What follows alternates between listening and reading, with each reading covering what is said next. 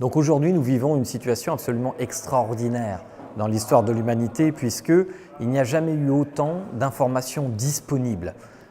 Et disponibles pour presque tous. Nous pouvons avoir accès à la connaissance de la physique quantique ou que sais-je, à l'architecture, etc. Et pourtant, même en regardant superficiellement ce qui se passe autour de nous, nous voyons que se diffuse toute une série de croyances qu'on appelle des fake news.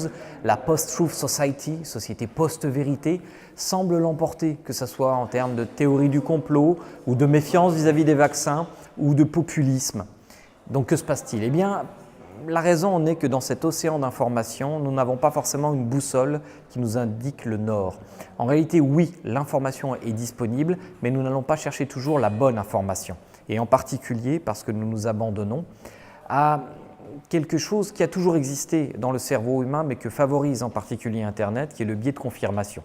C'est-à-dire notre tendance à aller chercher une information qui va aller dans le sens de nos croyances préalables.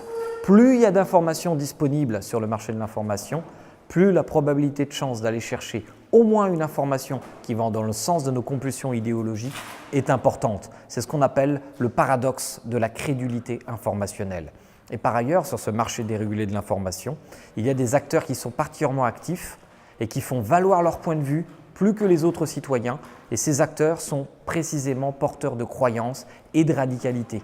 Et c'est ainsi que leur point de vue, qui existait bien avant Internet, commence à essaimer tout doucement, mais sûrement, très au-delà des marges de la radicalité dans lesquelles ils étaient confinés auparavant. Et donc ces points de vue sont de plus en plus visibles et nous pouvons facilement prendre ces points de vue visibles pour de la représentativité.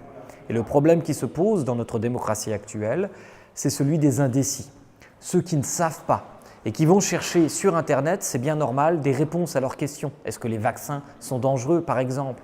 Et c'est ainsi qu'en France et dans d'autres pays, cette méfiance qui était à environ 10% au début des années 2000 passe aujourd'hui à plus de 40% avec des conséquences sanitaires dramatiques. Et c'est ainsi que les théories du complot se répandent et que toutes les propositions populistes se répandent aussi, comme on le voit en Italie bien sûr, comme on le voit en France et comme on l'a vu fortement aux États-Unis avec l'élection de Donald Trump qui est un symptôme en quelque sorte purulent de cette démocratie des crédules.